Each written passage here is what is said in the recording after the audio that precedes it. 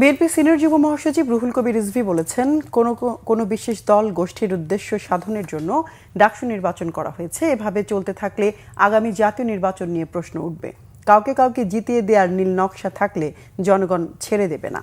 BNP chairperson Begum Khaleda জিয়ার সুস্থতা কামনা, বিএনপি চেয়ারপারসনের উপদেষ্টা ও ছাত্রদলের প্রতিষ্ঠাতা আহ্বায়ক কাজী আসাদুজ্জামানের ষষ্ঠ মৃত্যুবার্ষিকী উপলক্ষে দোয়া মাহফিলের আয়োজন করা হয়।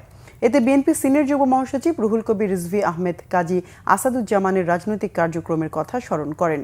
তিনি বলেন, যে প্রক্রিয়ায় ডাকসু নির্বাচন হয়েছে তা যথার্থ হয়নি, এখন খবর পাওয়া যাচ্ছে। তারা বলেন, ডাকসু নির্বাচন হওয়া নিয়ে কোনো বিরোধ নেই, কিন্তু যেভাবে হয়েছে সেটা নিয়ে প্রশ্ন আছে। স্মরণ সভায় দলের স্থায়ী কমিটির সদস্য বেগম সেলিমা রহমান বলেন, শেখ হাসিনা যে প্রতিষ্ঠানগুলো ধ্বংস করে গেছেন তার ফলাফল এখন দেখা যাচ্ছে, এখনো ষড়যন্ত্র চলছে। এই প্রক্রিয়া যদি চলতে থাকে, আগামী জাতীয় নির্বাচন অত্যন্ত ঝুঁকিপূর্ণ হয়ে যাবে।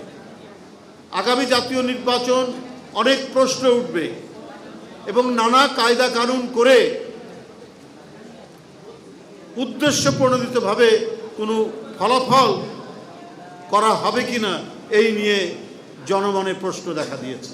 শেখ হাসিনার পথ অনুসরণ করে কাউকে জিতিয়ে দেওয়ার যদি কোনো নীল নকশা থাকে তাহলে এই জাতির জন্য দুর্ভাগ্যজনক, তবে জনগণ ছেড়ে দেবে না।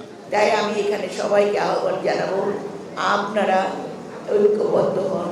অনেক ছাত্র যুবক ভাইরা আমার জীবন দিয়েছে এবং এই 24-এর যে গণ অভ্যুত্থান, সেই গণ অভ্যুত্থানে তারা শহীদ হয়েছে।